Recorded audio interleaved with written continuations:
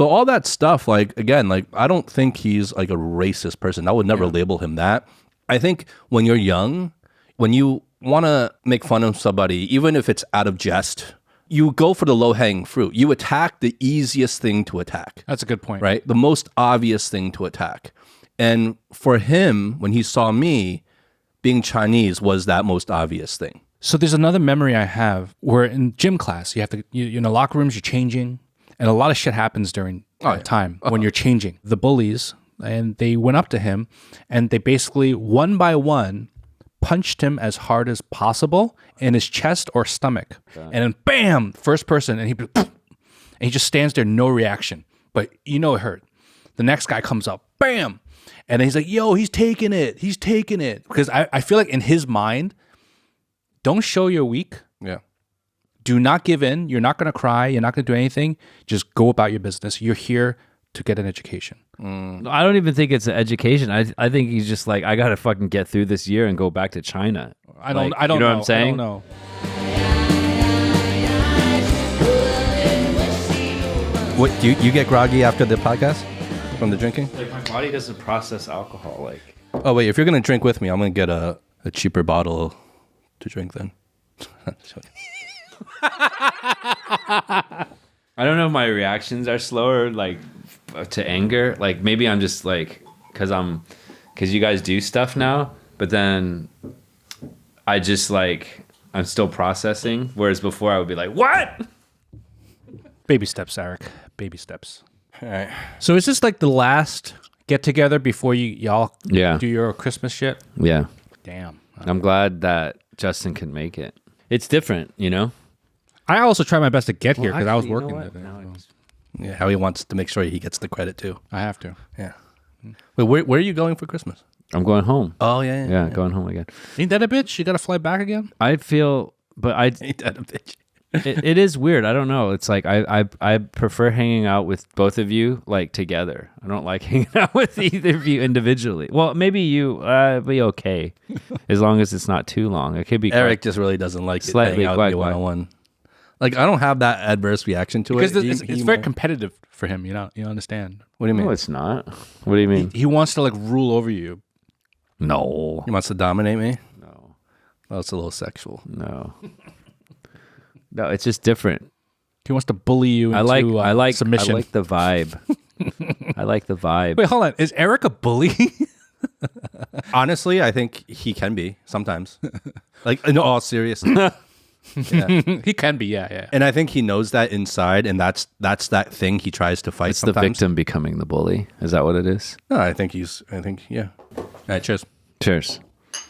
This one it looks dark, huh? Yeah, it's dark. Very dark. Oh, slightly peaty. Springbank does not sound very whiskey, does it? Oh, it's a very, Ooh. it's known. But I'm just saying just in legit. general, the Let me see. name. It doesn't What do you mean scream. What do you mean it's known? I've never heard of it. Yeah, but people who know whiskey know Springbank I don't know from what's Campbellton. I love how Justin just throws that in there like he's known this for years. Yeah, I could be completely bullshitting. I'm just like, like I literally have never. it's from Campbellton. It's 15 years. Everyone knows that. Like, how do you not know? Yeah, everyone knows that. Campbellton doesn't even sound Scottish. It sounds like America. It's like 46% California. volume alcohol. Everyone knows that. Come on. Yeah, no, going back to Eric, yeah, I think sometimes the victim can become the bully a little bit. Were you bullied ever? Yeah, I think so. If I'm trying to be honest, I think I was, but not like I think we need to set like the standards or the baseline here, because there is that real cliche that you might see in a lot of like American movies where it's like really exaggerated bullying. It wasn't like that. Like I wasn't getting shoved into my locker, you know? But I feel like there were moments probably I was bullied. I think there was this one friend in our friend group.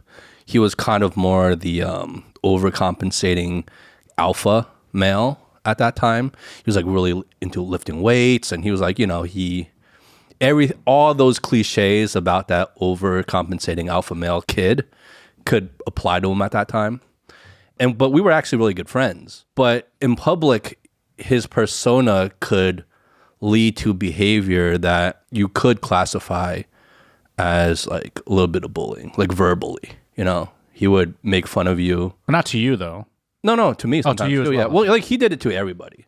But like to me, he definitely did it for a few times. Like, and it was like more like ignorant, like racism. Like, not that he had any ill intent. Like, we were actually good friends. Like, I know him. Like, he's actually a good dude, right? But publicly, I think he was always trying to overcompensate for something. He would think he's being funny by cracking all these jokes and making fun of people. And even his friends, he'd make fun of them too, right? Like, everyone got it. And to me, it was more like about like Asian stuff he would make fun of. But in his mind, it was kind of like, oh, we're good friends, so I can say this kind of stuff. Territory, right? Like that ignorant kind of shit. I mean, would I classify that as bullying? Maybe, I guess, in today's definition of it. But nothing physical. How long did it go on for? Oh, as long as we were friends. Like all throughout high school, middle school. You know, that's so interesting. It makes me think back to, I'm not going to just jump into your story, but it just makes me think for a second. Back when I was in middle school and also elementary school, I had this one friend who I would hang out with all the time. And his parents loved me, and I would sleep over and have dinners, and as if we're like brothers. I just never thought that he was actually being insensitive to me, because he'd always be like, Chinky, you know, or making like, you know, we'd be playing basketball, whatever. He'd be like, what, you know, and doing all this like Chinese shit. So fucked up. Right.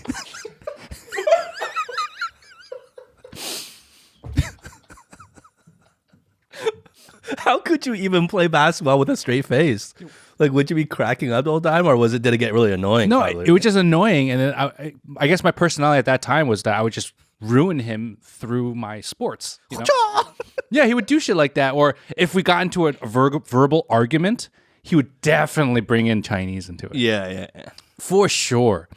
And I didn't think too much about it until about my first year in high school, when I started realizing, wait a minute, this is actually not right. And it took me a while to realize that. And you know what they are? Like, they're also, it's like a microaggression, or even like more than a microaggression, but these are microaggressions, right? I don't know why they call them like microaggressions, right? But I think they're aggressions essentially. Yeah. So for me, it took like a falling out of our relationship for me to finally realize, like, I don't need that in my life anyway. Yeah, it's weird when you're in that position, because I can relate to the fact that like you don't really notice it in the moment. Maybe it's like when you're that young, or that's just the world you know. Like, you didn't know like, at least I didn't know anything else. I always grew up in a predominantly white area of the U.S. I didn't really have any other Asian friends. So to me, it was just like I didn't really notice it, but it always kind of bothered me and got under my skin.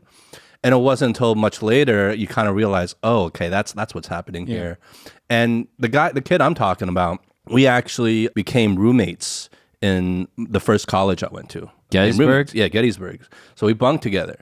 So that just goes to show, like, we were actually friends. And then I remember one night he came back into the dorm. This is, in college, we were talking. I remember this had such a big impact on me, because it was like, oh, wow. He pulled me aside, and he basically, I don't know what kind of a realization he had, or some sort of epiphany, like personally, but he started apologizing to me. Wow. Like, out of nowhere, for everything that he said and how he was during high school. Wow. Yeah, it was I was like, wow, okay, wow, okay. But let's think about this for a second. I mean, you're not him. You're not my friend either that was speaking that way to me.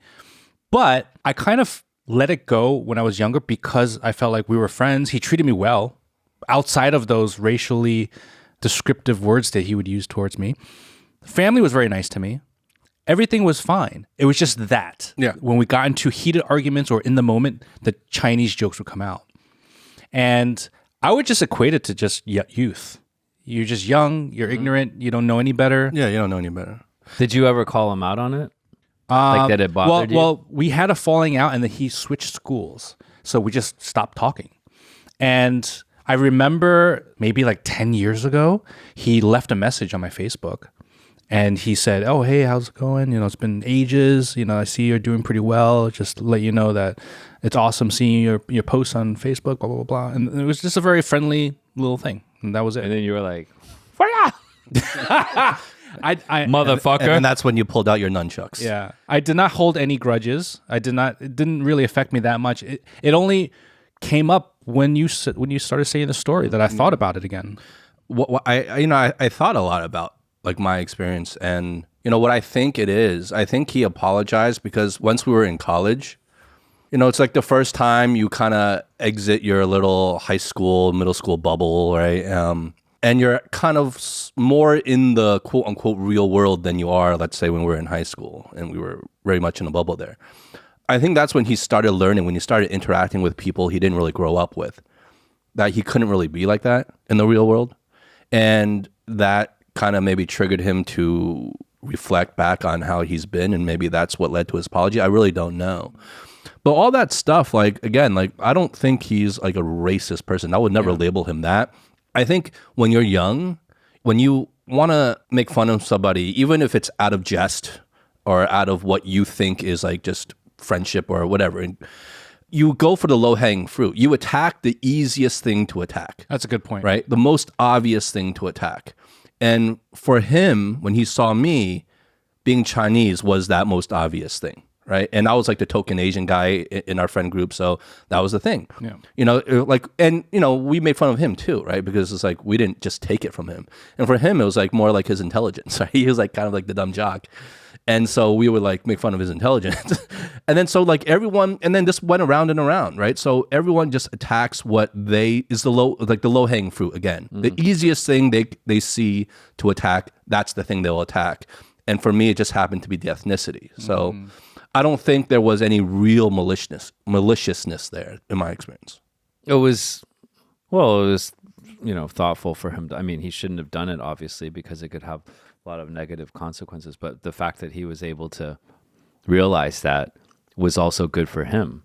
Because if you carry and you harbor a lot of just unconscious sort of bias, that's not going to serve you well. And the fact that he was able to bring it up, even though you hadn't criticized him for it, and to own up to it. I think that's a big deal. I'm sure there's a lot of people out there, if you speak to the other side, like the bully side, that never got a chance to apologize, that probably harbor these almost regrets inside maybe. So going with what you're saying, I think that's good. Yeah, absolutely. Yeah. I reflect on, I wonder, and I desperately hope that I was never perceived as a bully to anybody else. But I would really never know. Because back then, like, I don't remember everything I ever did and saw. I don't remember every single interaction I've had with anybody else growing up. So I don't know. I just hope I never came off. Like, I don't think so, but you never know in these things. But then like you hear stories. Like I went to Chinese school, and on the weekends, my mom sent me to Chinese school. I went to Chinese school too. Right? Like, yeah. Was it? we all it was just horrible. Just like on the weekends, right? Yeah, So yeah. But did you guys fail? I failed. Oh yeah. Totally. Obviously. Okay. Obviously, I did not learn a single thing. Yeah, dude, I went and just played basketball every day. Yeah, no, because when you're growing up, you're a kid. The last thing you want to do on your weekend is go back to a school, especially a school where you don't really have any friends. You Exactly. can't really And the teachers are all like hella strict compared to the Western teachers, because they're all parents. They're all parents, Like, and they're all Asian. Literally, they're all like hardcore tiger parents, right? Let me just share one memory before we move on or continue on this. I have one memory of bringing home one of like the first tests that I took, and I did horrible on it. And I remember sitting with my dad, and he looks at it, and he looks at me, and he said, "How the hell did you fail?" And I'm like, "I don't know." And he's like, "Most of the class are white people." Oh, so you had white kids in I had white kids in my What? school. Really? No, we didn't have no white kids. Not a single white kid No, in my no, Chinese school. Yeah, it's different. Yeah, it was like purely the Chinese Ours was community. in New Jersey. Taiwanese the whole time. I had Asian, Chinese, but I had a lot of white people, and so he's like, he doesn't know if they pass or not, but it's just in his mind, he was like, my Chinese son, Like you have a huge leg up. Oh yeah, I had I remember a couple of funny stories. So the Chinese school was held in a Western school that they just rented on the weekends. Exactly, right? same here. And then we were like such assholes, right? We just fuck up their classrooms. Oh really? Oh yeah, all the time. And then I remember a couple of funny stories, but one of them was so I did on some years I did really well. Depends on the teacher. If the teacher was like just really hardcore, because some of those parents are like hard. Like they're like more hardcore than my mom, right? Some years I do well, and then I remember there's one teacher I just hated. Her kids were all like went to top schools or whatever, right? And she was very strict, and she hated me because there's just some people that when they'd see me, they'd be like, "Oh, this kid is just a bad kid," right? You could feel that intense. I totally gaze, understand. right? Like, bad how? Like naughty? Like naughty? Like this kid had no self-discipline, not like my kids, you know. And I could see the criticism, the stinging sort of like contempt, right? And I was like, well, fuck you, right? And so I would just do all kinds of naughty shit. And I remember I was like, I just boycotted the class. And I remember at the end of the semester, I was last in the whole class. So the thing about like Chinese report cards is like, it's hardcore. If you're top 3 in the class, they'll be like, Di Ming, Di Ming, Di San Ming. But if you're last in the class, they mark you were the last in the class. It will tell your parents. Yeah, they don't highlight the middle. They just highlight the front runners and last. Like this whole punishment and shaming thing, right? And so it all starts in an early age. So I remember my dad came, and then usually my mom would pick me up. And so like for whatever reason she couldn't. So he came, and it was like everyone had already gone home and I was waiting. And then he looked down at my report card, and he never really looked at my stuff because my mom was in charge of all my stuff. So obviously he would like react, and he'd be like, 哇，你他妈最后一名啊！你给我考个最后一名啊！ You know, it's like you could have done like this, you know, second worst in the class. You had to give me 最后一名，多丢脸! And he just like picked me up by the ear, and something like this, and then dragged me all the way to the car. I remember he got so freaking pissed, right? But I did well, like.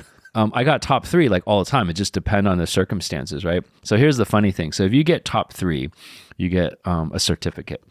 And then if you get 3 certificates, like 3 different semesters, you get top 3, you get like a 奖杯. And then 3个奖杯, you get like a plaque, right? But our school was so ghetto because it's like, you know, Chinese people are just kind of ghetto, right? So when you get the certificate you can keep it. But the 奖杯 is like you get it and then you can show it at home for a week, but then you have to bring it back because they would reuse those motherfucking 奖杯, right? So like, and I always thought that was kind of strange. I'm like, well, they don't do that in an American school. Like I just get to keep my awards. Well, it's kind of like the Stanley Cup then, right? Yeah. You gotta give it back, right? No, but Stanley Cup, no. You I don't think you get to keep the Stanley Cup. Oh, yeah. It is like a Stanley Cup. Because it's like one Stanley Cup. That's a nice way of reframing. They were just cheap, right? Freaking 奖杯. And I would just remember like, and the thing was like plastic anyway. Was yours like metal? Ours was like plastic. It was like a small one. I wouldn't know. I've never even seen it. Plastic. So, and then if you get like 3, then you get like a plaque, but then you for sure have to return the plaque. You can't even take it home. Like, yeah, my mom taught a couple of times. My mom was pretty nice. Yeah, my mom did the same thing. Yeah, and then when she went, then you know I would be like on my best behavior, right? I never had my own mom as a teacher. I think she taught my class. Yeah. No, but it was very rare. She only did it. I have to ask her about it sometimes. She did it a couple times. And then when her friends taught me, there was a couple, and I do really well, right? I performed because I was like motivated. Remember we were talking about that carrot or the whip, one of our very early episodes, like how do we respond, what motivates us, right? And so like when I was encouraged and was like a nice teacher, then, you know, I'd want to work hard. And then if it was just some fucking bitch, right? Then I just shouldn't say that about my mom's friends. But they're just so like scornful and just like arrogant and just look down on any other kids, like, oh, my kid, you know, like those are 第一名, like very competitive, right? Yeah. Very competitive, but also just dismissive. Mm-hmm. And I was just like, oh, you know, like I was going to be like going to jail or whatever, that kind of shit, right? I just felt like that scorn. Anyways. Yeah. I mean, look, reflecting on Chinese school, like at the time, you don't think anything of it. You just think it's like a place you don't want to be, and you don't like, it's the last thing you think about, right? But like thinking back on it now, it actually did have quite an impact on me, I guess. Really? Yeah, because it was my first like real window into any sort of Asian community and how they operated. And it was definitely the But why did first the time- school that you go to not have any Asians? What do you mean? They had Asians. No, So, I mean like the regular school, like the... I don't know. I just lived in a part of New Jersey that maybe just didn't have a lot of Asians. Yeah, I same mean, here. There were a few Asians. It's not like there weren't any Asians. There were Asians. I just weren't friends with them. But there weren't a lot. It was like, we're definitely like the smallest minority group in the whole school. I can imagine you just walking around. It's like, oh. Yeah. There's like a handful of Asians. In my grade, there were like maybe like only 3 other Asians in my whole grade. So it was very small. And like I didn't really hang out with them.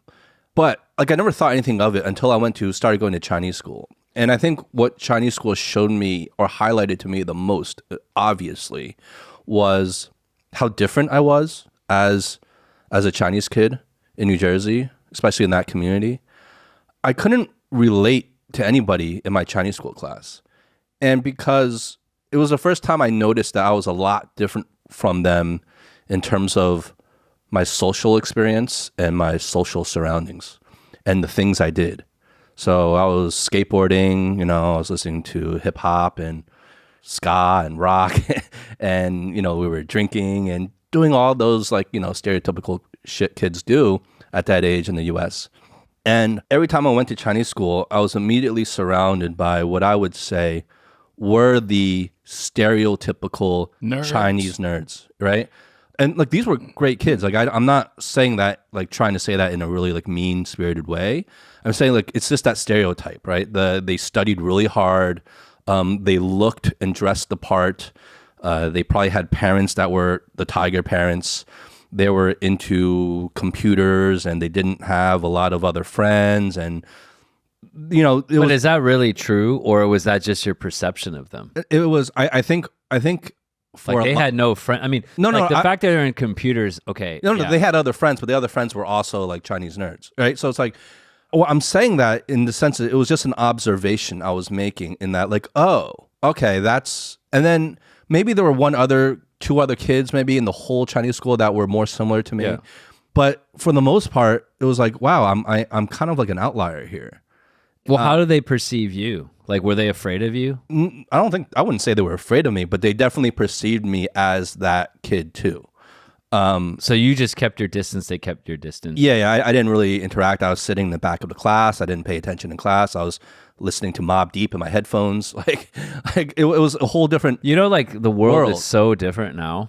It is so different because part of it, and I think, is that that generation of Asian people that came to America, I know there's a massive population of just people who came from Taiwan that, were pretty well educated. And then they came over and they were pursuing graduate studies here, right? There was a massive population of that. And especially in Houston at the time. And then these people all send their kids to Chinese school, and they're all similar demographics in a sense, right? They might come from different families in Taiwan or not have that much in common in Taiwan, but they come to the US and all of a sudden they have a shitload in common, just like us. We might not know each other in the US, but we come here and it's oh, wow, there's other ABCs here, right? So they were somewhat homogenous in that sense. Overachievers, right? Coming to America, wanting a better life. And so their kids sort of all kind of fell into that cultural pattern. And then now you have kids like my nieces and nephews that are the kids of us, right? So I look at my niece's little tiger school. So she's 4.5. So she goes to this pre-kindergarten thingy. And it's half the, so it's all these, it's taught in Chinese or whatever, and they learn Chinese language and culture and stuff like that. It's half of a day or however long we want to go. And then you look at the class and it's there's a third that are mixed, completely just mixed, right? They're half white or whatever it is and half Asian. Then a third are Chinese. And then a third are white, just 100% white. And their interests are so varied. My niece is doing, I don't know, ballet, and I mean, she's 4, ballet, cello. She's doing swimming. Sounds like a Chinese student here. Swimming. Yeah. Exactly. Chinese people here, right? Yeah. So this stereotype of a nerd, I mean, I get what you're saying, right? And it does have that negative connotation, but it was very, very sort of homogenous, right? There were certain interests and there's a certain kind of band of characteristics, but I just think it's that was just the time. And then now, even if you come to China, it's I mean, people are into everything, yeah. Right? You see people on the street, you probably, you would have the same Justin sitting in the back of the class listening to whatever hip hop. It's just the world, the cultural variety has just exponentially spread like wildfire. 100% agreed. And with the internet too. I'm thinking if we were in the exact same position that of Justin, what Justin was describing in the Chinese school, except Justin, this character, was somebody that just came straight from Shanghai off the boat. Yeah. They would probably be into something cool, whatever. You know what I mean? It's a whole different world now. Yeah. I agree with that. Totally. We were so kind of very narrow in certain interests, and our world was shaped like in this very, very significant way. Yeah. Right. Yeah. And now it's like basically the world is, everyone's exposed to everything immediately. Well, we're talking like 25, 30 years ago, right? Like the world has definitely changed. Yeah. Yeah. I don't know. I'm just saying, it's like at that time, I never noticed how different I was for being like an Asian American kid when I started mingling with other Asian American kids. And I felt like I eventually ended up feeling a lot of sympathy for them because I remember, because our parents were all like a part of the same community with the other Chinese school parents. So they would have gatherings or potluck parties at, whoever's house. And I remember overhearing the parents talking. And the parents of the other Chinese school kids were talking about how they were getting like bullied mercilessly at school because most of them went to public school. And I remember hearing stories of that type of bullying, and it really was like the actual over-exaggerated getting shoved into the locker, really brutally, like, physically being hurt as well, that they were going through. I ended up feeling a lot of sympathy for them because I would see some of these Asian kids in Chinese school, and you can just tell, like, their whole demeanor, their whole personality was very, like, inward and quiet.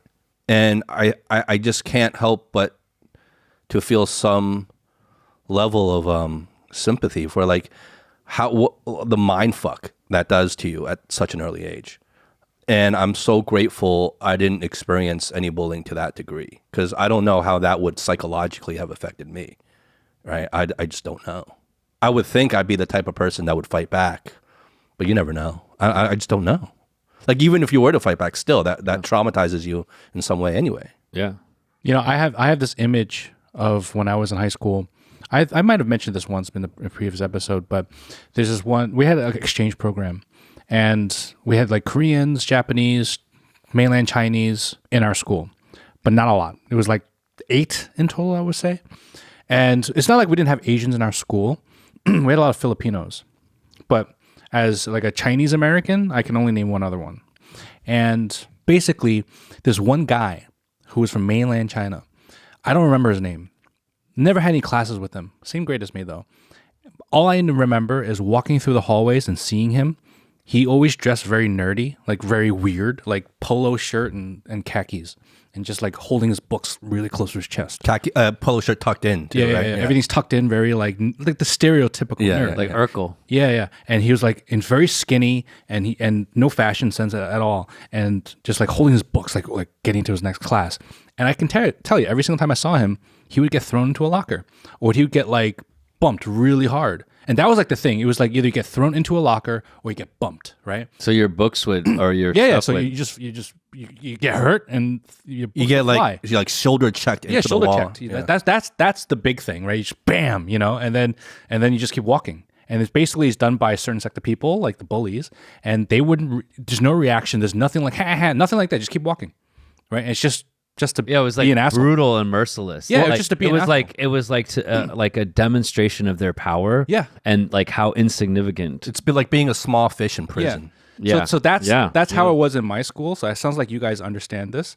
And so anyway, anytime I saw this, I would notice it. I would never partake, but at the same time, I would never defend. And I remember thinking to myself, "What a fucking nerd." And it's a horrible thing to think about now, but in that moment, I think it was almost like a survival instinct. I had to separate myself from him. I was one of the popular kids in school, and I can say that confidently. But because of that, you had a distance. I had to distance myself, Yeah. because it's almost like I already carved myself out. Yeah. I already went through. I got bullied before, but I stepped up above it. Yeah. I put in my dues, and I can now rake in the benefits. So, quote unquote, Yeah, right? no, totally. So I have to 区分. But you're not even doing it consciously. It's like, This is unconscious. Yeah. It's totally unconscious. Because I was never mean to him.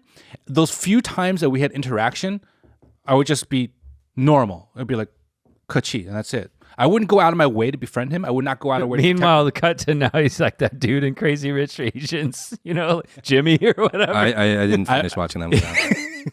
But anyway, so I think reflecting back during those times, I can just imagine how difficult it was for him because he would never defend himself. It was always literally he get checked so hard, he's like, bam, into the lockers, and he just collects his books and just continues his path. Yeah, right. He's like this sort of. He just tries not to be seen. Yeah, man, it was. And that.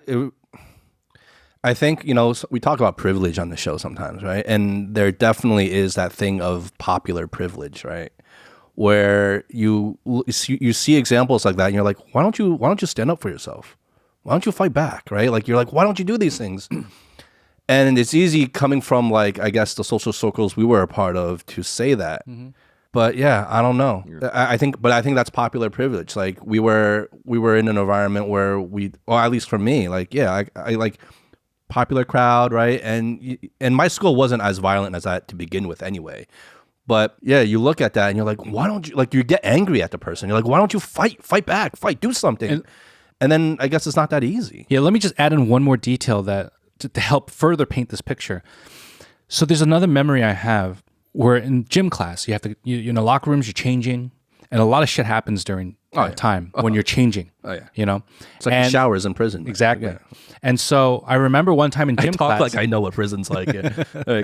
And one time in gym class, this group of people, the bullies, and they went up to him, and they basically one by one punched him as hard as possible in his chest or stomach. Jesus, how many people were this? 6 or 7, I would say. And so, but it would not be like a fight, right? So it'd be like something would happen, also here, yo, go, right? And he's just like standing next to the locker, and then bam, first person, and he just stands there, no reaction, but it hurt. The next guy comes up, bam, and then he's like, yo, he's taking it, and the whole, like, after the 5 or 6 or whatever, he's like literally just like this, but he took it without crying. What was his background? Like you never. I didn't know where, but he's from mainland, and so he was like he came just for the he's living with like white folks. Dude, that's so horrible. He came alone. Especially like he didn't even grow up there. Exactly. So he doesn't even have the support system here, like his family or because the biggest thing that he got picked on was because he could barely speak English. So they could pick on him. Oh, that's so sad. And I remember seeing that from, like, it was kind of far away because I was on the other side of the gym, but seeing that, and then the only thing I remember so clearly is just him looking up, clenching his teeth, and putting on his shorts. Because I feel like in his mind, don't show you're weak. Yeah. Do not give in. You're not going to cry. You're not going to do anything. Just go about your business. You're here to get an education. I don't even think it's an education. I think he's just like, I got to fucking get through this year and go back to China. I don't know what I'm saying? I don't know. Like, because he probably hated it. Who knows why he even came out? Because whenever I did have any type of like simple interactions with him, he was always very like just friendly, like fine. It was not like he was shy or like he was like, hi, yeah. It's okay. Well, let me add. Okay, so you each have kids, right? And recently, like one of my friends that I grew up with was telling me that, like her son was being bullied, but like these days it's a little bit different, right? I mean, I'm sure a lot of these things like is like cyberbullying or like more like not physical bullying, like psychological bullying. Or like psychological bullying, right? And I think people like what kids can sort of like what they consider bullying is also like different because society is advanced culturally, and like the kid he's of mixed race and stuff like that, right? So like part this and part that, right? And so it's traumatic, right? And he just like wants to go about his business, do his thing, like super smart, whatever, right? But you both have kids, and there's all sorts of different forms of bullying that can happen, like from very subtle microaggressions to like just getting punched in the stomach. Yeah, like physically. That's like so hardcore, right? I mean, that's like violent. That's like that's assault. It's not even a bullying, right? That's like assault, right? Like, what would you do, like, if your kids got into that situation? Because you could be bullied at a very, very early age. 100%, right? Like in preschool, like kids are now, like parents are so busy, they're going to work, like there's getting sent to preschool. Like kids can be brutal because they just don't understand, and their parents can be like fucking totally like just oblivious to it, or their parents could just be total dicks. Yeah. I don't know. Like, what would you do? Yeah, that's really tricky. I don't know. I think, I don't know. It really just depends on the age, right? Dude, I know. Stop it, Justin. I know what you're going to teach your kid. You're going to teach him to kick the kid and punch the kid in the balls like you do, and you'll be the same horrible person, just like father, like your son. That's probably not far from the truth. I mean, yeah, I think if the kid is of age, I'd probably, and it also depends on what kind of bullying they're getting, right? But if they're getting like physically like intimidated or abused, I'd be probably, and this is probably really bad to say, I'd probably tell them to fight back. What's wrong with that? I don't know. Yeah, maybe. I'm on maybe, 100%. Are you kidding me? I'd be like, fight back. No matter what happens, you stood your ground and you fought back. Yeah. And I'll be proud of you. Yeah. It doesn't matter. You might lose the fight, whatever it is. You fight back. You fought back, and that'll teach the bully to think twice about fucking with you again. What if that's not in their nature though? And what if it's like not physical? It's just like verbal stuff, and it's very like hurtful. Right? Because you're, I think that's look, trickier. You're I think that's thinking, trickier you're then. totally thinking from your perspective. Yeah. Like you have to think that like it's like that kid that was getting punched in the stomach, right? But it might not be like a physical punch, right? Like, I mean, you can't. If they had that composition to begin with, then that wouldn't be happening, and you might not even know. Yeah. Right? I mean, it could literally be for school, for school comparisons. Non-physical abuse could be, I go to you, Eric. Yo, I'm of a much cooler stature than you. You're gonna listen to what I say. I need you to do my homework because you're killing this class in a good Totally. way, and I need your help. And if you don't do it, I'm gonna spread rumors about you. Yeah. I'm gonna, whatever it takes. Apparently, like that is like, in this, my friend's case, like was spreading rumors too. Yeah, that's like, that's I mean, like bullying. the sweetest, like imagine little Riley, people are like, oh yeah, you like to fucking eat your boogers, like, I mean, you know what I'm saying? Like, I mean, it's kids are just, you just don't know what's going on. Right. And probably a lot of it doesn't even surface. At such a young age, you probably can't really do anything directly to the bully because then you're just like messing with another little kid, right? But I think probably Well, in America is so sensitive, or wherever you raise them. I think like psychologically, you kind of maybe try to talk to your kid and give them some context and reference in terms of the bigger picture here, so that at least they have maybe a wider kind of life view to kind of view their experience as just kind of like, this is one of the shitty experiences you go through, and like a few years from now, no one's going to remember this, and I don't know. I would think I would try to convince them emotionally and psychologically that this shit might seem like it really hurts right now, and it might be a huge deal for you right now, but in the bigger context of things, you won't even care about this shit later on when you grow up. Something along those lines when they're like at that small age, because I think if you're going to step in as a parent to kind of intervene, it might make things worse. Or maybe you do it behind the back where you approach the other parent of the kid and kind of pull them aside and be like, hey, this is what I'm seeing happening to them. And the other parent goes, go fuck yourself. Okay. Exactly. Right. Yeah, but then what's the worst that's gonna happen? So they say, go fuck myself. Like, I don't care. Or like, but what if they're like really receptive? They're like, oh shit, okay, maybe I'll watch out If for it was Eric would be like, what did you say to me? And then the other parent like is like just raises their shirt and you see like a fucking 9mm. You're like, oh well, okay. I think you're right. It really depends on the age, right? Because it's a lot of age appropriate advice. Because also mental development is different depending on your age. So if you're a 5-year-old compared to a 15-year-old, your mental development is different. So your understanding of logic versus emotion is going to be very different. Mm-hmm. So I think it's like you have to approach it. Well, I think growing up too, a lot of these like traumatic things, they don't have.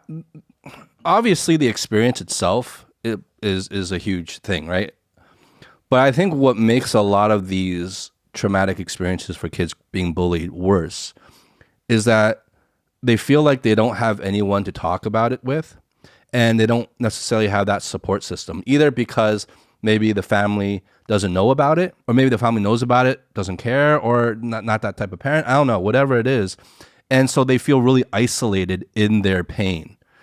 and in their fear. And I think that's what really sets in a lot of traumatic experiences to have more permanent damage. So I think as long as like you're the type of parent where you can be emotionally and psychologically there for them and you're aware of the situation, like part of the awareness is on the parent as well to be observant about it, right? Because you can't expect a kid to verbalize everything to you. Part of it is your responsibility as a parent to be aware of what's going on with your kid as well. You'll know them better than anybody else. To provide that support with them and to let them know, like, look, you're going to go through shit in life. You're going to go through struggles. This is just one of them. But I'm here for you. At least that little bit, I think, gives them some sort of safety net psychologically that no matter how bad things get for them at school, like, hey, I know what's going on and I'm here to give you words of encouragement, to, give you some advice or, share any sort of wisdom you can with them just to make that pain a little less. And so that they can maybe recover better from it as they grow up. But if you're just silent and you're not there and involved emotionally with them, I think that's when these things become like real problematic as they grow up then, in terms of emotional damage. Because when you're young, what else are you going to do, right? Like you can't really intervene to that level. I also think, just to add on to what you just said, because I think you were quite eloquent in that, and I agree with it. I don't think as a parent you can just step in and say, you can talk to me. Tell me about your day. Because if you're not, in the grand scheme of things, if you're not that type of personality and you haven't built that relationship with your child, why would they trust you? Well, it is a cliche that parents are like, oh no, you can tell me anything. Exactly. It's okay. Like, so why would they trust you? You can tell me anything. And then like, what's the response? It's like, don't bother me, mom. Like that kind of stuff, right? Exactly. Because if you as a parent are judgmental, quite, you're constantly, I don't know, giving them rules to follow and punishing them if they break it. Telling them they don't measure up. Yeah. Then the whole bullying thing is like basically telling them they don't measure up. Yeah. So it's not going to matter if you're that type of parent and then you say, no, tell me, open up to me. They're not going to open up to you. So I feel like the first step is to understand, or maybe not even understand, but think about what kind of parent you want to be. What kind of relationship you want to have with your kid, right? Yeah. So that's not awkward for them to have that conversation with you in the first place. Yeah. That's true. That's a big one. I also think 100%, I feel like that's super important. And like there is the long-term perspective, because like bullying, being bullied, those are just different obstacles you're going to face, right? Because like you can meet bullies and at work that are way worse, that are like sabotaging you, like all kinds of stuff. So like bullying is just like something like in the broader scheme of things, it's some kind of like obstacle that's kind of that you have to take control of somehow, right? But I think also because they're so helpless at that time, it's like helping them working through the issue and like trying to figure out a solution. Because at the end of the day, the kid needs a fucking solution, right? Like you want them to be bullied the rest of their life. Like you can give them all the fucking perspective you want, but it's actually like sitting down and it's like, well, let's try to figure this out. Like you're not alone. Like there are people that get bullied. It doesn't diminish what you're going through. Many people have to go through some form of this. So let's solve it, right? But like, it's not like we're trying to solve something completely new. I love that you brought that up, because one thing that kept popping in my mind while we're talking about this, because we're talking about in a school, whether it's our own historical stories that we're sharing or our future kids, but it's all about school.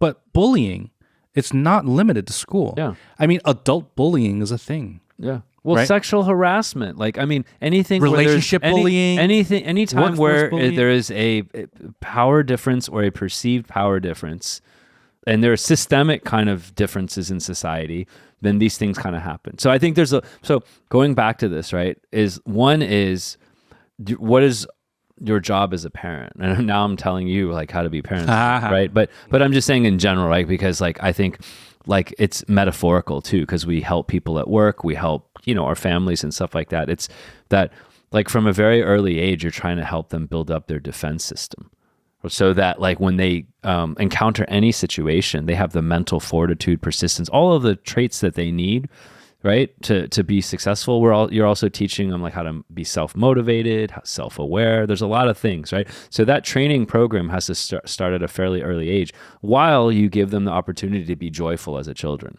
right? And so like you're constantly sort of working on that. And then there are these moments in your life when something happens. You break an arm, like you go to school, you fail a class, like bad things happen to you. And then like the job of the parent is to then start working with the kid to kind of understand like, well, what can you do differently to solve this thing, right? And then some of them require more intervention. We talk about interventions in the context of countries, but like when children are so powerless, then like it's like if I think about my niece or something, if anyone tried to pick, I would just fucking go thermonuclear. I would fucking go. What would you do? What'd you do? I don't know. I mean, not even your niece. Let's say you had a daughter. No, it was like my irrationally. If it was like literally, or if it was my niece, and irrationally, I would go and like blow up their house, but I wouldn't, right? But you would want to, so then you would have to think about like what you're gonna do. But I think you would go to full beef. But before they even are in the position to get bullied, it's like, what are you doing with your kids now to prepare them for life? Like they're like 1 year old, right? I think like, that's such a great strong like, point. Oh, you got like are you just kind of like passive and sitting back, or are like you building up your arsenal as well, because you have to learn, you know what I'm saying? Like I definitely know the least of the three of us, but are you reading books? Are you learning? Are you practicing? Are you going to class? Like, I mean, this is like a major thing, right? You're not born to be a parent. Yeah, I think that's a really strong point in terms of both you pointing out that bullies happen even when we grow up, and the fact that you really do have to address this, I think, at a young age. I would guess that if you were bullied as a child routinely, your chances of being bullied as an adult probably go up a lot. Mm-hmm. I would guess that's the case. Or that at least that problem doesn't go away. Yeah. Right. And so sooner or later, at some point in your life, you're going to have to deal with the aftermath of that. Yeah. So it's not even about addressing the problem to save the kid during that time, which, is something you definitely want to try to do. But it's really for like the point I think you're making is when they grow up, what kind of adults are they going to become? And we're all shaped by our past experiences, right? And so if we assume that the likelihood of you being bullied as an adult increase significantly if you have been bullied as a kid, then that makes the issue so much more like urgent, like critical. Yeah. Yeah, I don't know. It's a tough one. Like, I'll share with you a positive example. First I will say that like in middle school I was bullied, especially in like the PE, right, in physical education class, because you would have kids that were like that had basically flunked a couple of grades, so they were like massive. And so I remember like, and then the PE class was not representative of the academic demographic you were in. So like in your normal class, if you did well in school, then you would be like with other kids that you'd known for a long time, and that would belong to that particular grade, and probably just in a lot of different ways matched you in terms of like the environment that you would have grown up in. Then you go to PE and it's all mixed. You go to PE and that's when you learn survival of the fittest. It's like is a real thing. No, it really is like a prison, right? Because survival of the fittest is a real thing. Yeah, Darwinism. Yeah. And I remember like there were just massive kids, right? And then I was like the smallest, and then I had other friends that were bigger than me that were like friends of mine, and so I would get the worst of it, right? Like they would pick on all of us. So what would they do to you? I mean, I don't like, they were like, it would just be like verbal, and then I think they would they would make you flinch. They would come and then like try to punch you. And they wouldn't actually punch you in the face like that kid, right? But they would try to punch you and then watch you flinch to intimidate you a little bit. And they only did it like they targeted you, or was that just everyone was doing that? So all of the people that I was in class with were targeted in some ways. I think because I was the smallest, and I felt like I had got more of it, but maybe not. Maybe that was just my perception. But I remember like then some of my bigger friends, like, like we would kind of try to help each other or whatever like that. You know what I'm saying? It's like, stop, like a couple of us together, right? But everyone was but if you were like the smaller one, maybe you would be an easier target or something like that. But I remember that was like in junior high, right? And then by the time you get to high school, everyone's sort of like, I think just you normalize in terms of your growth a little bit.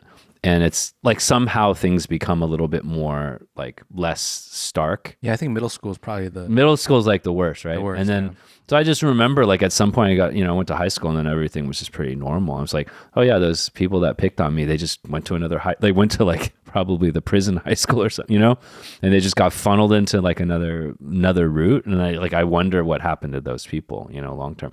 So I feel like it probably had some damage to my psyche in some ways, like maybe in some ways made me a more violent person. Like that had some impact. I did, obviously it wasn't like negatively transformative for me, but if I think about my short temper or like these types of things, or sometimes like I'm overly aggressive, but then sometimes I'm like, I might be a little bit timid on something, things which have just sort of washed out over the years. But I feel like these things, because they happen quite early on, especially in middle school, right? And like nothing in elementary, not really much in high school. It's like middle school.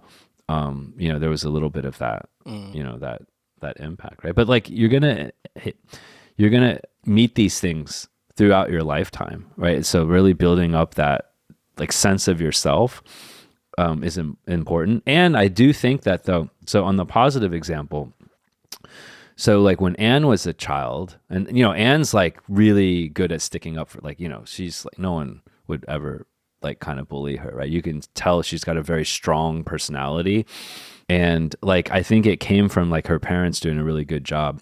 So when she was really, and girls don't get picked on as, it's a little bit different, right? No, girls can be vicious. Verbal and that kind of stuff. Like psychologically, they're the most vicious. From a physical side, like less, right?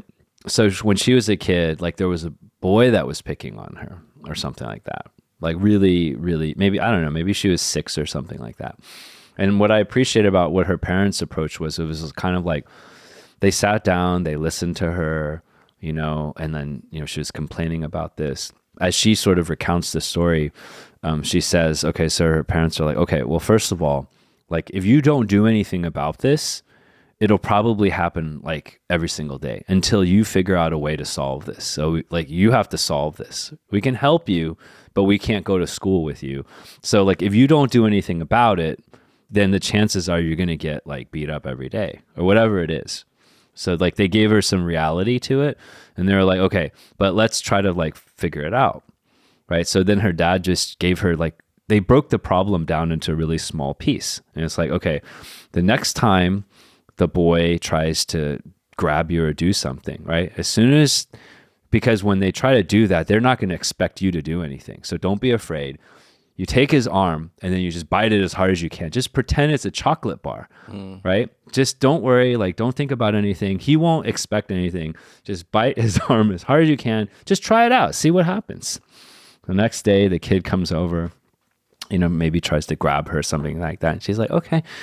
Because kids are like if you get it at the very beginning, where before they build up this whole monster of bullying, right? At the very beginning, they don't know what's going on, right? So she just followed what her dad said. The kid came over. She grabbed his hand. He got startled. She bit as hard as she could. He screamed, and then that was it. He never bullied her again, right? So then from that example, she learned that she could solve her own problems, right? And so it was interesting, right? That's great. Yeah. So I think it's like breaking the problem down and then figuring out a solution and maybe that wouldn't work. And then maybe tomorrow you have to do something different, but taking this very optimistic approach is like, well, we got to do something about it and not making it out to be bigger than it actually was. So like her childhood was full of these, what you would call like stretch kind of things. So like whenever she had a challenge, and this was just one example, but maybe there was a different challenge with an assignment or whatever. So they would give her a suggestion. They would just tell her to just go try that one little thing, see what happens. And then over time, like it helped build up confidence so that you start getting out of a victim mindset. And then Papa Justin would be like, smack him in the balls. No, it's totally. What's with you and thinking I'm just a ball puncher? I wonder. No, that like to my friend, we like play around when we're like. Some people don't even grow out of this. What? Because did it happen recently? God, that's really bad. Okay, so this is kind of a good segue to Yes. the idea. I mean, don't get too excited, Ali. I thought we were moving on. No, because I'm still talking about bullying. But I think what's fascinating is we've been talking about it purely from the angle of the bullied. What if you realize your kid is becoming the bully? Yeah. And, as you were talking about your story, Howie, and how there was this Chinese kid from the mainland in your school who was getting assaulted. And the stories I heard about or overheard of these kids that went to my Chinese school and how they were being assaulted and bullied. I think it's equally as crazy to think about what makes someone act like that. Like, that's equally as foreign to me as it is the nerdy kid, let's say, being bullied, like, and why don't you step up for yourself? Like, why don't you do something about it? Like, that's foreign to me too. But equally as foreign is like, how can you, what psychologically has to go on in your head to think and to get joy out of bullying or assaulting another helpless kid? Like, I just don't really understand that psyche. And so that's actually really interesting to think about too, because what if your kid grows up to be the bully? And not Yeah, I mean, Derek, I've definitely thought about this because when Eric was mentioning about middle school being tough, that was my tough time. I had to fight through middle school because there was a group of bullies that I had to face. And I know their backgrounds, like growing after a while in high school, they came from broken homes. And, as an adult, you can think back and be like, okay, I can forgive them. They came from a bad environment. What can I do? And that's probably why they have all this aggression and, building up. They might have been beaten. Yeah. Right? They were like, there's multiple reasons. Yeah. Yeah. And I remember, and just, this might be a little too specific, but in that group of bullies that I'm thinking about, because they call themselves a certain name, right? And What was the name? the Hit Squad. And so hilarious. It's like bringing back memories when I was 12. But I remember this one kid that was part of the group, but I know that he came from a good family. But he had to try to fit in culturally with the group. And so he had to come across as hard, quote unquote. And literally one time he came up to me and he tried to bully me. And I grew up with this kid. I know this kid. I'm like, the fuck are you trying to do? Get the fuck out of here. You're not a bully. You 8-miled him. Yeah, I'm like, Remember 8 Mile, the final rap battle? Exactly. It's like, you ain't a bully. You come from a good family. Get the fuck out of here. And called him out. But yeah, so I think that's one of the reasons why there are bullies. Yeah. There's a lot of reasons behind that. Or maybe like a desperation to climb the social hierarchy at that age. And so you think that it's like almost a self-defense thing. Like, okay, if I'm with the bullies, then I'm on the top. I'll be near the top of the food chain. And you try to cement your place there by abusing others. I think just mainly like when you're growing up, like what are the things that drive you, like your behaviors? And if your focus is on like bullying, there's like probably not a lot of good stuff going on in your life. It's probably quite sad. Like what's happening at home, like you're definitely probably, I shouldn't say definitely, but I would guess that you're being bullied and traumatized at home all the time. With Otherwise, some sort of where would you learn that behavior? Because kids are just like mimics. They're literally like mimics. And so like, where would you learn that behavior? If all of the sort of normal things are happening in your life, like where would you even have time for this kind of stuff? Like you would be focused on building relationships with other types of people. And then bullies, like they hang out with I guess there's bullies that are just loners. I think there's like the solo bullies, and then there's like the group of the hit squad kind of bullies as well, Yeah, and it only takes one person to start that group, because going back to my example in high school, that overcompensating alpha kid I was talking about, I think maybe people were afraid to be victims of his harassment and abuse, and so they just joined in with him. So if they're like, okay, well, I better be on his side then. So I remember noticing even other friends of mine would kind of just join in on what he was doing and laugh at what he was doing as if it was like the funniest thing, and this guy's being so funny, right? Even though it's like really not that funny. They would be like part of his crew, right? And then they would they would mimic the same behavior to be like, oh, I'm in with you guys. Because the alpha has arisen. Yeah. The crew has followed. Exactly.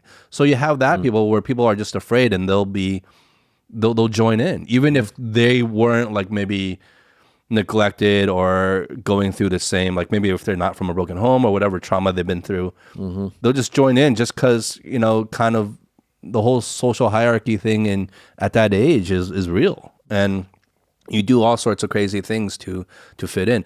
And I mean, it's not just kids, like adults, like that same shit applies for adult behavior too, right? Like there's always that alpha, and you'll see people even at our age joining in, hopping on the bandwagon to do or act certain ways to fit in and to meet certain demands that they seem will benefit them. Yeah.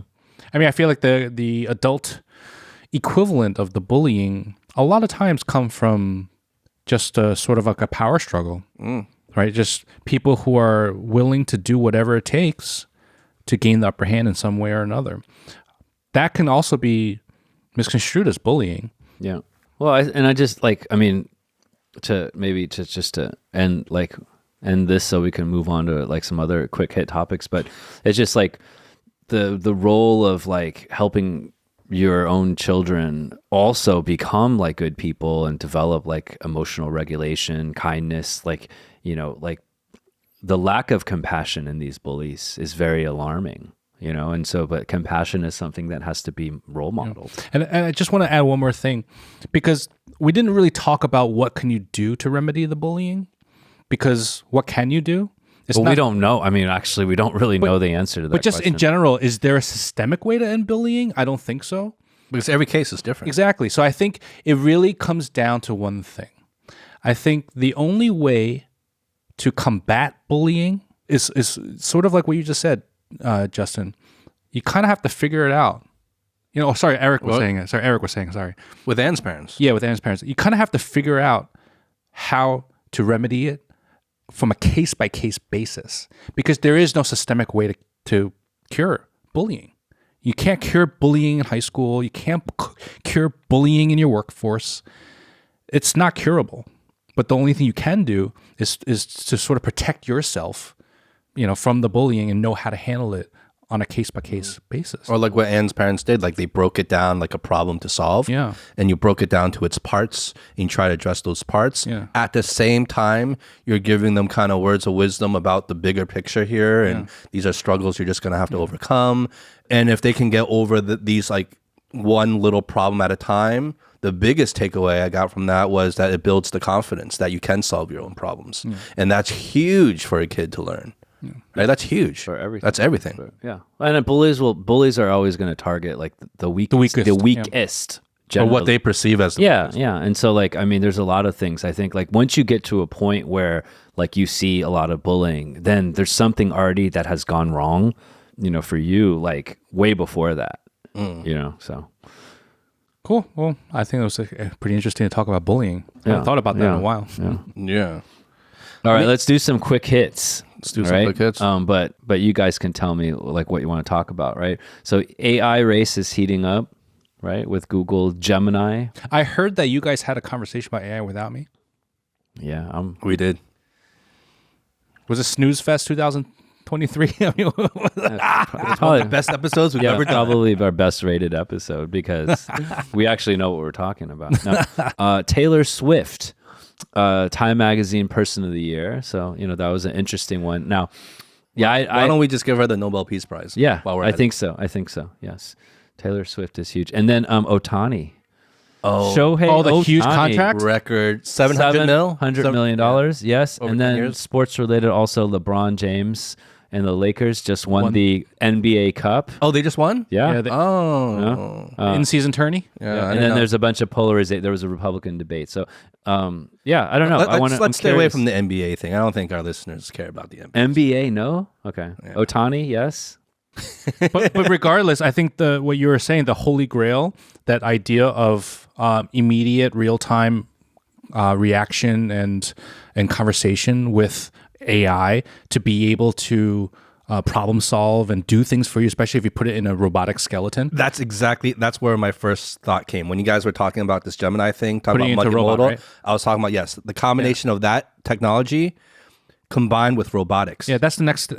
Yeah. They're already But- testing. So then they can perceive the world in real time and react. need to do that. And you're giving the AI intelligence dexterous abilities To do to stuff, actually yeah, manipulate the world. Yeah, right? they So- can then really do shit for you. Yeah. But where I see this is like ChatGPT has that voice mode that we were doing, and like it was kind of, we were doing it on the show last week, and it was kind of like flaky, but it was like pretty decent because you could start talking to it in fairly real time, right? and go back and forth. Yeah, go back and forth, and then you could just be like, hey, It was give me giving a- us attitude. Give me a couple of examples of Well, this and that, right? So that ability to go back and forth is really important. Yeah.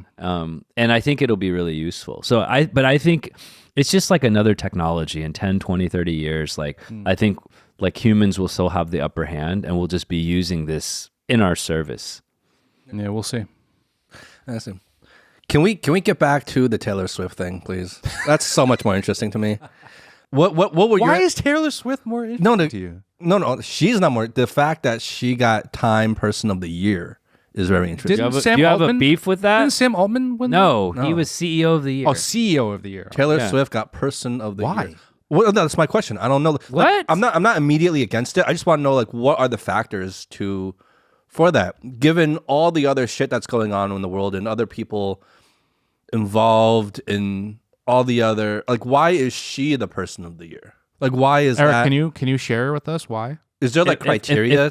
I don't know what the criteria is. I have no idea. I did read part of the article from Time Magazine.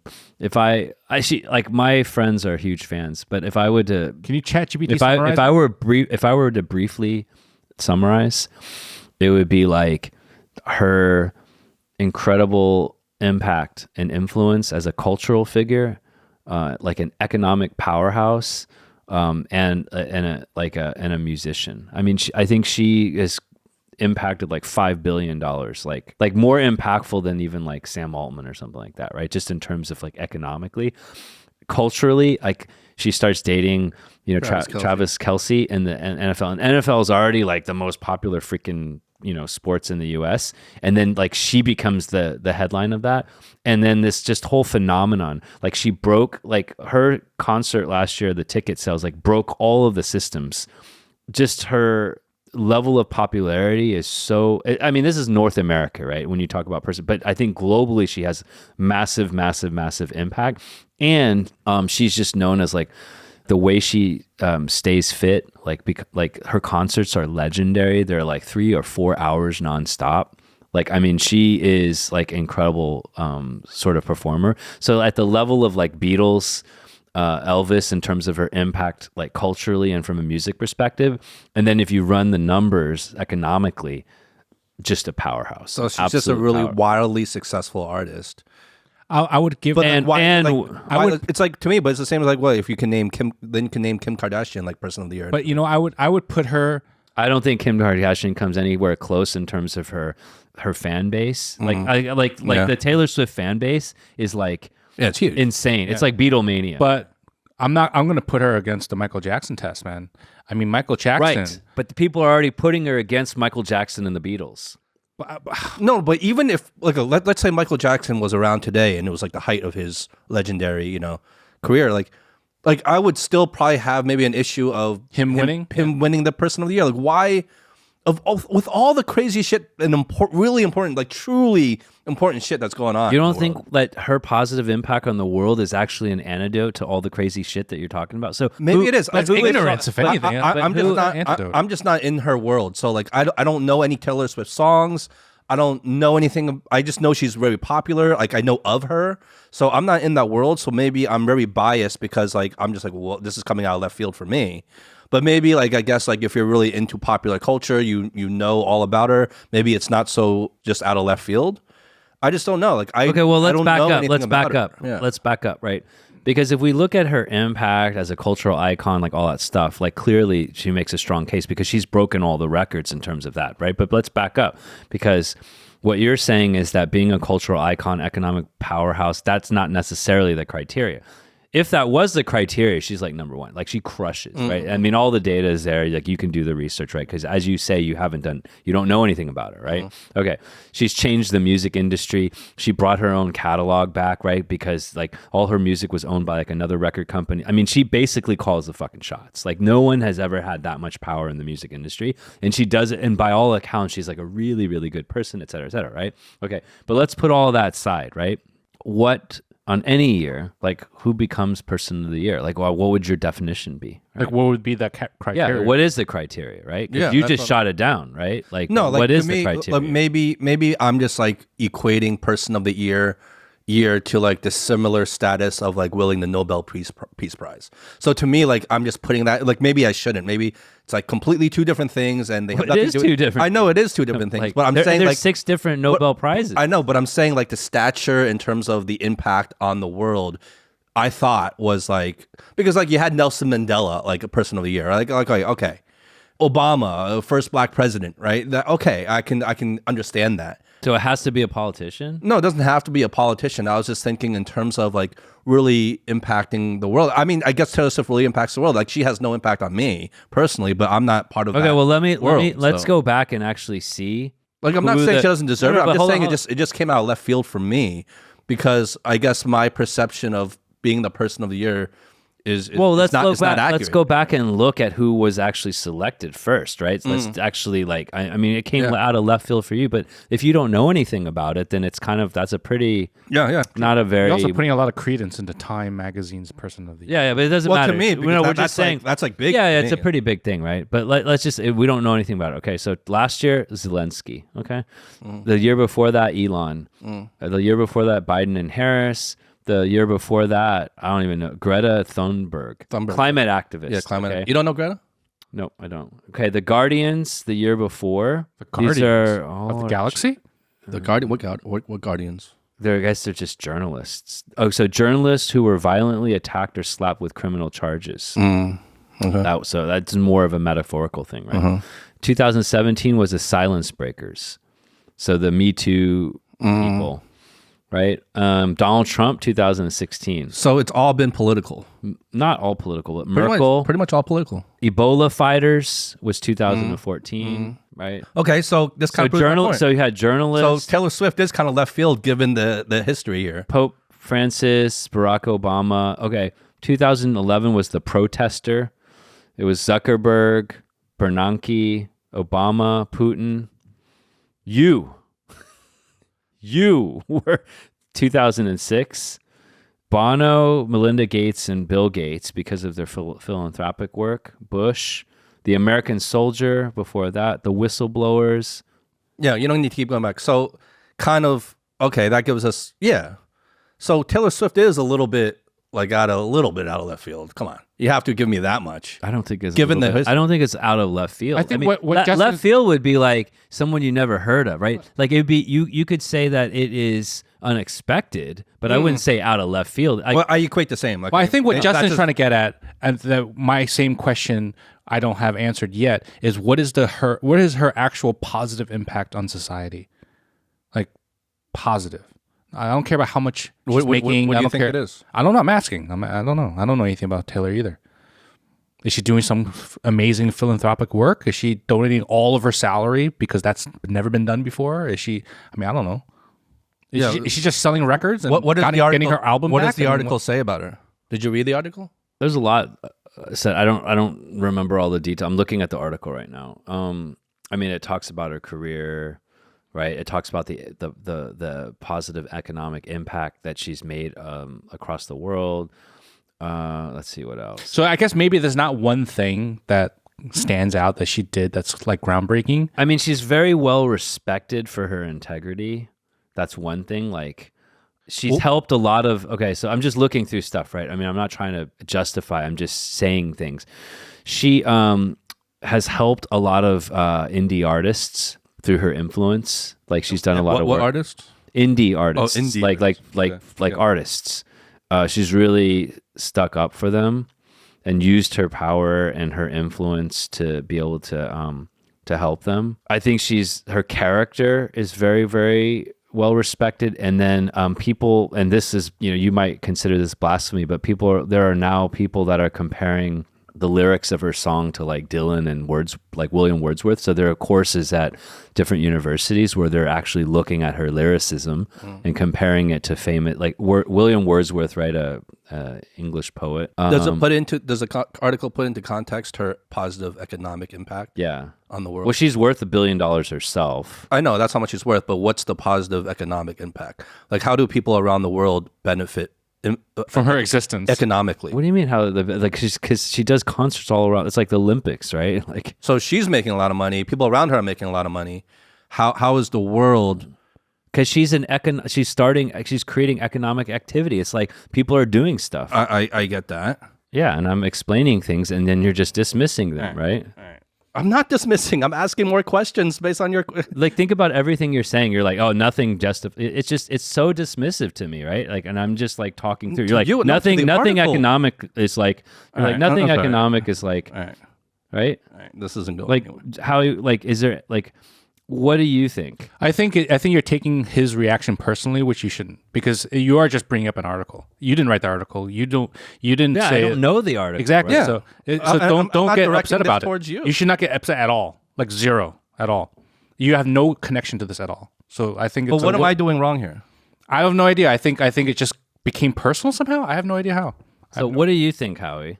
I already said I'm not a fan of Taylor Swift. I don't know much about her, and I'm just waiting to hear what's the positive impact she has, whether it's philanthropic or anything else that's really affecting everyday people. Let me ask you this: would there be any entertainment artists that you feel like could be considered for this award?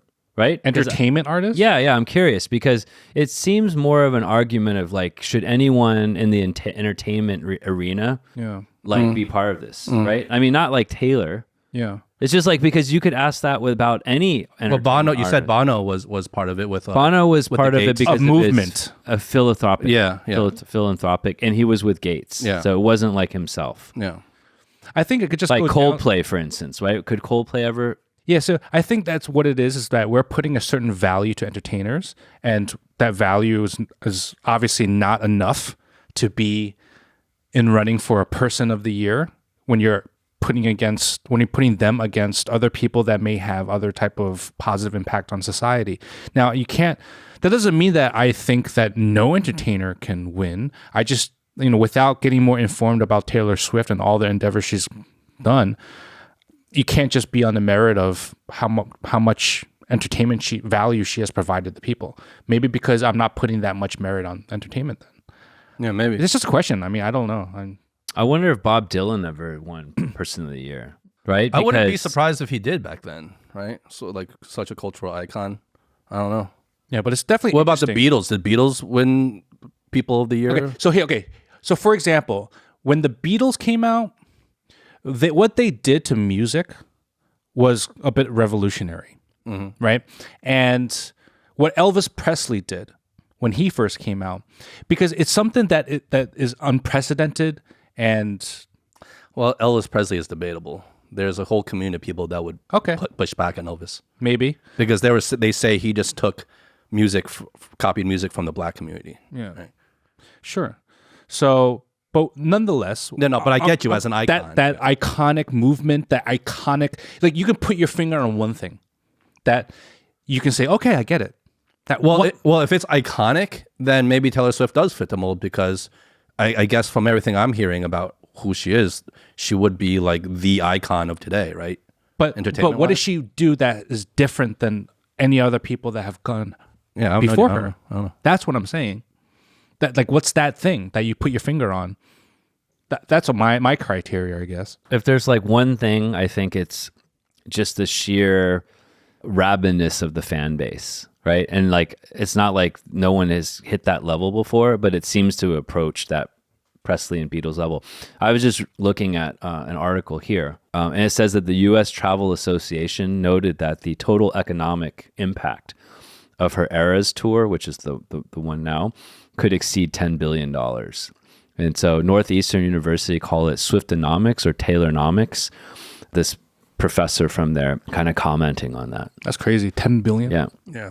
So because people like a whole traveling, restaurants, whatever, but basically it's GDP. like pretty crazy. That's crazy. $10 billion. All right. Taylor Swifties. Swifties, is that what they call the fans? I wouldn't know. I wouldn't know. Justin revels Watch me in like ignorance. Watch me like actually be But like her see, biggest that's fan. the thing. He loves doing. I'm just like trying to hide He it. loves, So- he loves like so whatever the big thing out there is, and maybe this is what I take issue with something. Sometimes it's like he feigns complete ignorance, and But I am completely. he is ignorant, but he loves, right? He prides himself like, oh, like I don't even touch that shit, right? I don't know, like that iPhone stuff. I don't fucking know what's going on. Like I don't know, like I don't know. I have no idea. But I really don't. Like I'm not afraid to No, say that I don't know something. but he loves it. It's like he's bragging about the fact that he doesn't know, I don't know about that. right? And he'll highlight that, and then he'll be like, then he'll stick his nose in it, right? And he's like, oh, I don't know anything. And then I'll ask questions, which I think you should do when you don't know about something. Yeah, I think that's good. But I want to, for some reason, But she creates a massive because I have listened to her music before, but I'm not a Swiftie, obviously, right? But the level of just fanaticism with her, and the fact that she could become the headline for the NFL, to me that was impressive. you mean like halftime show? No. When she started dating Travis Kelce, she took over all the headlines. Like that became the biggest news in the whole NFL, to the point where the NFL people were like, the people that are fans of the NFL were getting pissed off. Like it was big. It was such big news that like the NFL games, like how often do you have like someone then overshadow the game itself? And the people, the reporters in the game, the stations were all basically leveraging her to build even more publicity. And the NFL was actually like, there were a few things that they did to take advantage of Swift's popularity. Like that's how big she was. So when you think about a female performer who talks about her stuff and her stories and her vulnerability and all this stuff, right? And then the NFL then piggybacks on her. Like I'm not saying that she deserves to be person of the year because of that. I'm just saying like to me it's impressive. Anyone who could do that, like at the NFL level, like that's pretty fucking crazy, right? She took over all the headlines, like Jason Kelce, Taylor Swift, Travis Kelce, like they have a podcast that's like the number one of the top podcasts, and like just people were hanging on every word. And then when all of those Swifties started watching NFL games, the NFL was like, hell yeah. People not named Howie. That's for sure. I just tuned out. Or Justin. But anyways, Apparently Eric was pretty crazy. Was on the edge of his seat. Pretty crazy. $22,000, I think, was some of the tickets got. Like it's just crazy, right? That why? Well, there's no doubt she's crazy. she's impressive and massively successful. Yeah. Sure. I mean, yeah, she's a Let's move cultural on. icon. Let's Yeah, move yeah, on. Let's move on. I'm so over Taylor Swift. Let's move on. Person of the year. Come on, gotta give it up. There. All right. What else? I think that's about it. What else we got? Well, We I don't covered know. a lot of No, random ground. I know. Let's keep the random because I'm going to call back to something that is off air that I asked Justin after recording one of our 101 episodes when Eric was back in the States. We basically said we got to talk about this on air. Well, what is it? It's a quick question. It's not like a long conversation, but it's more of about. Do you remember? I don't know how this came up, but I asked you, "How do you wipe your ass?" Do you remember that? And you're like, "What?" I just spit my drink out. Yeah, I do remember that.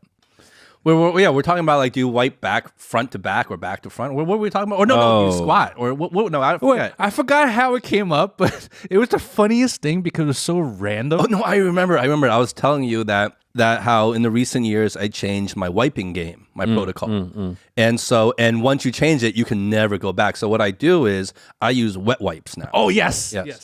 I use flushable. These are the biodegradable wet wipes that are flushable.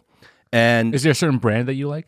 yeah, I think it's by Kleenex. I think actually Kleenex. All right, makes it. Kleenex, if you're I listening. think I got to check.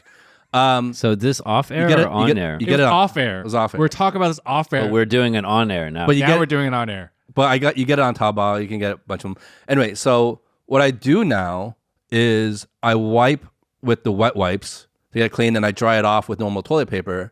And after you do that, It's like using a bidet. Like once you use it, you can never just go back to regular dry wiping. Like I can never go back to regular dry wiping. 100%. And whenever I do, like let's say I'm out, right? I'm not home. Dry wiping, I feel icky now. Like it's just not the same. My butt. Wait, so you use dry wipes, and then how do you dry it? No, I use wet wipes and then I dry it with normal toilet paper. So at the end, I'll give it one pass with the normal dry toilet paper to kind of. Would you settle for using a bidet or one of those Toto toilets, and then like with the stream? Yeah, if I had one of those, sure, yeah. But wet wipes to me is like because I can really get in there with a wet wipe and I'm like in full. I don't know. I just like the wet wipes. Yeah. So I came in and I said I'm bidet 100%, right, with the water flushing, and to me, I use wet wipes when I have to do the squat. So when you don't have to pour some when you're out in public. Yeah. Oh, so you bring wet wipes with you? I have one always in my bag. Really? Yeah. Wow, that's even another level. I don't even do that. Yeah, or it's in my office as well. Yeah. Maybe I should start. So, but anyway, so then something else popped in my mind, which is when I got my mind blown when I was in like around 23 years old. I was talking with my friends at a restaurant, and one of my friends casually brought up that when he wipes his butt, he scrumps together toilet paper from the front and digs out, right? And everybody else was like, what? First of all, you don't fold, and secondly, you don't go from the back. And that's a thing. And there's somebody else that in the table that was like, yeah, I do the front as well. No, so that reminded me because when I was little, I used to not fold the toilet paper. And I would just scrunch it up into a ball and wipe. I remember doing that. Yeah, I remember doing that. But I can't imagine doing that. And I remember saying, "What does Eric do?" Yeah, what's your wiping protocol here? What's Eric? I'm pretty conventional, but what is conventional? So you're dry wipe all the way? Yeah. Ooh, you have a dirty butt. So, but let me share the nuance. So like, butt is dirty right now. But I would use so much paper. I was like so pa zang. Right, so I'm kind of like have the same sentiment. You have to use the whole roll, but basically. I didn't have like the wet ones, and I would use so much that the toilet would clog. My dad would be like, "Motherfucker!" He gets so. I bet your butt pissed. shaves too, right? From time to time, because it's so much.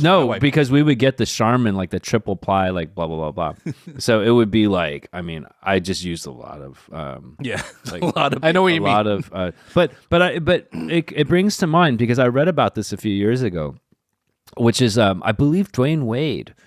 There was an article, and I know it was definitely a basketball player, right? But they were interviewing, and I think it was Dwayne Wade. I have to go back and look because this is back when Dwayne Wade was, like at the like he was peak, right, in the NBA, and he said like same exact sentiment that you guys just shared. He's like, I can't live without wet wipes, and it's like he wipes his ass with wet wipes. Yeah, you should try it, man. You have to try it. Game changer. It's so clean, and it'll be more eco-friendly, and you don't have to use so much paper. Yeah. But okay, front or back? Scrumped or folded? Folded. No, I mean, like I put like a sponge, like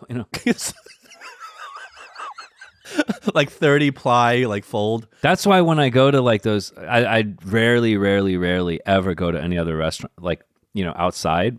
But the once in a blue moon, because they're so fucking cheap, and I'm like these idiots, right? So they get the super cheap paper, but I literally use the whole roll. Yeah. So it defeats the purpose. It defeats the whole purpose because I literally have to be like, and you know how it's otherwise your fingers poke through. It is so thin, and you know how it's so thin that like you just pull it a little harder and it just rips. Yeah. That's the worst. So I have to like very gently like surgically do it, and then literally it's like all the way down to the ground, but like 10 times. Yeah.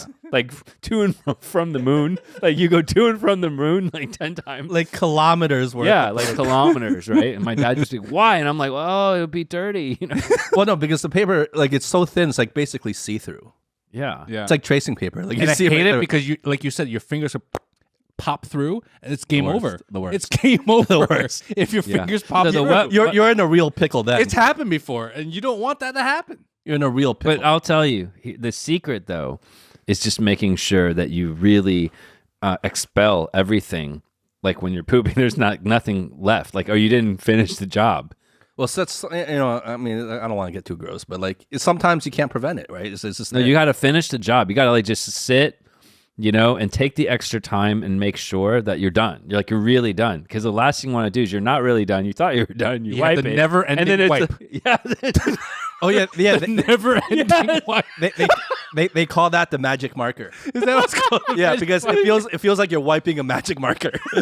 You're always getting the mark there. It's never. He won't stop. Yeah. I hate that. I hate that so much. It's the worst. What do you do? Yeah. It's the worst. It's like another. And you never get it clean. You just have to give up and just settle with like, okay, I have a dirty butt. Yeah. And then leave because like otherwise you'd be spending another 30 minutes on the butt. Exactly. It's worth it though. It's worth it. I didn't know that. I didn't know that other people had a problem too. You didn't. No, I thought it was just me. You thought you were alone in the world with that problem? I'm sorry. That's even funnier.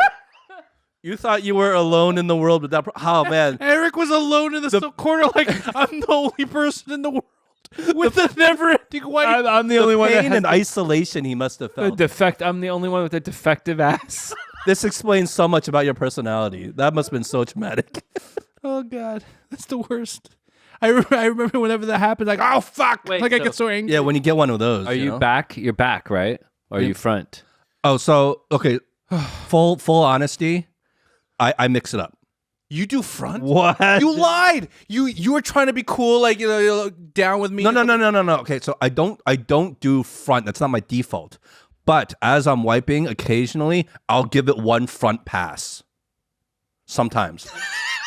Okay, let me explain myself. I don't even want to think about this. This is terrible. Let me explain myself.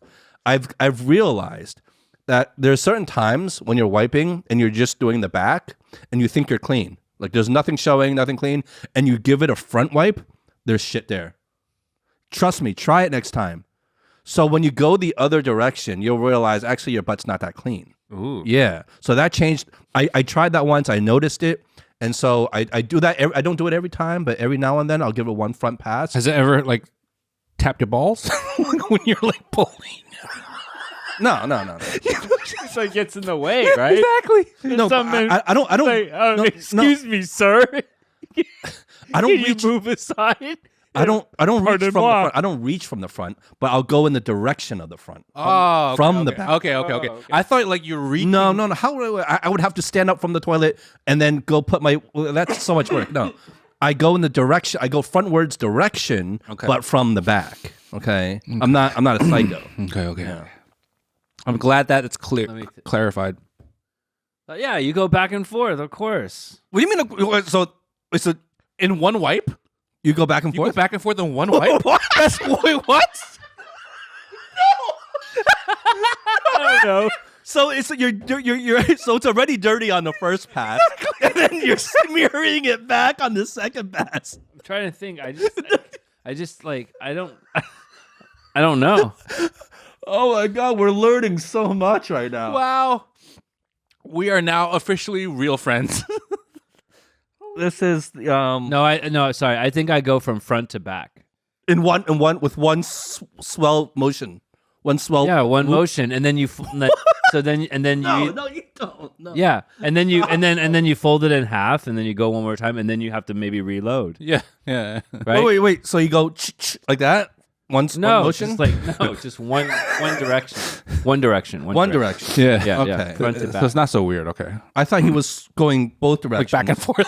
No, because I think he's just lying now because that is kind of what you said in the beginning, and now you're just kind of going back on your I way. have to like think about it, right? Oh, it's so good. Well, I'm glad you guys are, thorough.